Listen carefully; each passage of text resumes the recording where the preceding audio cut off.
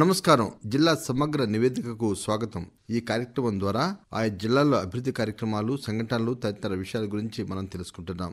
ప్రస్తుతం కరీంనగర్ జిల్లా నుంచి మా ప్రతినిధి హనుమాండ్ల సంపత్ కుమార్ గారు అందుబాటులో ఉన్నారు. వారిని అడిగి మరిన్ని వివరాలు తెలుసుకుందాం. నమస్కారం సంపత్ కుమార్ గారు. నమస్కారం సార్. చెప్పండి, కరీంనగర్ జిల్లాలో ఈ మధ్య కాలంలో చోటు చేసుకున్న ప్రధాన సంఘటనలు, విశేషాలు ఏమిటి?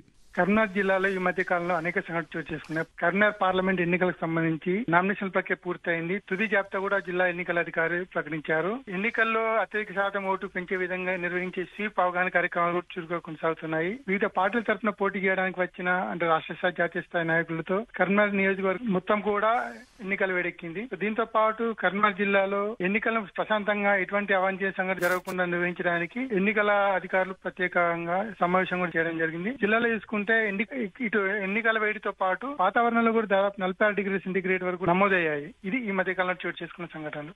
జిల్లాలో లోక్సభ ఎన్నికల నేపథ్యంలో కరీంనగర్ పార్లమెంట్ నియోజకవర్గం నుంచి ఎంతమంది అభ్యర్థులు నామినేషన్లు దాఖలు చేశారు? కరీంనగర్ పార్లమెంట్ నియోజకవర్గంలో గత నెల 18 ప్రారంభమైన నామినేషన్ ప్రక్రియలో మొత్తము 53 మంది అభ్యర్థులు 94 అప్లికేషన్లు దరఖాస్తు చేయడం జరిగింది. అయితే నామినేషన్ల తిరస్కరణ స్క్రూటినీ ప్రక్రియలో 20 మంది అభ్యర్థులను ఎన్నికల అధికారులు వారిని తిరస్కరించారు. నామినేషన్ ఉపసంహరణ గడువు వచ్చేటప్పటికి కూడా 5 అభ్యర్థులు, 4 స్వతంత్ర అభ్యర్థులు, ఒక గుర్తింపు పొందిన పార్టీ అభ్యర్థులు మొత్తం 5 తమ నామినేషన్ ఉపసంహరించుకున్నారు. సో మొత్తం చూసుకుంటే ఫైనల్ గా 28 మంది అభ్యర్థులు ప్రస్తుతం కరీంనగర్ పార్లమెంట్ నియోజకవర్గానికి పోటీ పడుతున్నారు. లోక్సభ ఎన్నికల నేపథ్యంలో అధికారులు ఓటర్ అవగాహన కార్యక్రమాలు ఎలా నిర్వహిస్తున్నారు? ఎన్నికలను పురస్కరించుకొని ఓటింగ్ శాతం పెంచడానికి జిల్లా అధికారులు ఓటర్ అవగాహన కార్యక్రమం చురుకుగా నిర్వహిస్తున్నారు. ఇప్పటికే గతంలో 2 గేర్ అని కావచ్చు, 5 గేర్ అని కావచ్చు, మహిళల సమావేశాలు ఏర్పాటు చేసి ఓటు వేసే విధంగా చర్యలు చేపడుతున్నారు. ప్రస్తుతం చూసుకుంటే ఈ మహిళలను ఆకట్టుకోవడానికి చేతులకు మెహందీ పెట్టుకుని ఓటు వేస్తాను నేను, తప్పనిసరిగా ఓట్ ఫర్ షూర్ అని ఇలాంటి ఒక స్లోగన్లు పెట్టుకుని వాళ్ళందరికీ కూడా అవగాహన కల్పించడం జరుగుతుంది. దీంతో పాటు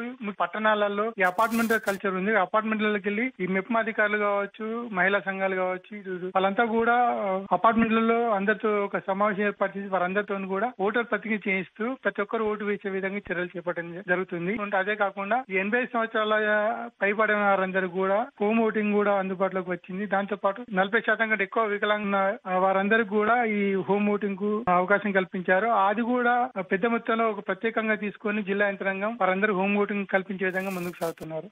కరీంనగర్ పార్లమెంటు ఎన్నికల నేపథ్యంలో వివిధ పార్టీల ప్రచారం ఏ విధంగా జరుగుతోంది?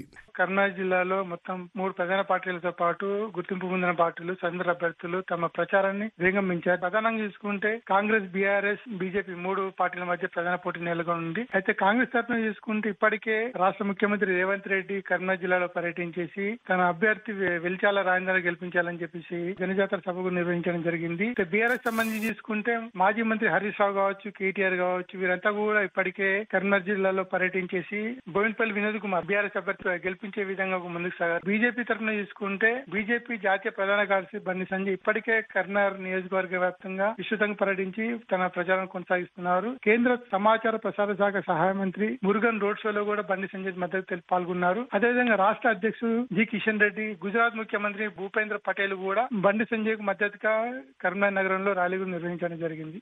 సార్వత్రిక ఎన్నికల్లో భాగంగా పోలీసు యంత్రాంగం ఎటువంటి భద్రతా చర్యలు చేపట్టింది? సార్వత్రిక ఎన్నికల నేపథ్యంలో ఎక్కడ కూడా ఎటువంటి అవాంఛనీయ సంఘటన చోటు చేసుకోకుండా జిల్లా వ్యాప్తంగా కూడా ఈ ప్రత్యేక చెక్ పోస్టులు ఏర్పాటు చేయడం జరిగింది. పోలీసులు ఎక్కడైతే సైమల్టేనియస్ ప్రతి చోట కూడా చెక్ పోస్ట్ చేయడం జరుగుతుంది. ఈ నేపథ్యంలో కరీంనగర్ జిల్లాలోనే కేవలం దాదాపు 8 కోట్ల రూపాయల నగదు వాళ్ళు వివిధ చోట్ల సాధన చేసుకోవడం జరిగింది. దీనంతా కూడా సంబంధిత అధికారులు పంపించే కేసు వివరాలను కూడా వారికి అందజేయడం జరిగింది. అదేవిధంగా చూసుకుంటే ఈ జిల్లాలో ఏర్పాటు చేసిన కంట్రోలింగ్ మీడియా వివిధ రకాల సామాజిక మాధ్యమాలు కంట్రోల్ చేసే ఒక వ్యవస్థ కూడా ఏర్పాటు చేయడం జరిగింది. Integrated district complaint monitoring cell అని చెప్పి దీంట్లో ఈ సివిజిల్ కావచ్చు, 1950 కావచ్చు, సువిధ కావచ్చు, అదేవిధంగా తీసుకున్న electronic and social media monitoring NGIPS కూడా ఏర్పాటు చేయడం. దీని ద్వారా వచ్చిన కంప్లైంట్స్ ఏవైతే ఉన్నాయో ఎప్పటికప్పుడు కూడా రెక్టిఫై చేస్తూ ఆ సమస్యలు తీర్చే విధంగా కూడా సిబ్బంది పనిచేస్తున్నారు. అదండి, కరీంనగర్ జిల్లా నుంచి మా ప్రతినిధి హనుమాండ్ల సంపత్ కుమార్ గారు అందించిన జిల్లా సమగ్ర నివేదిక.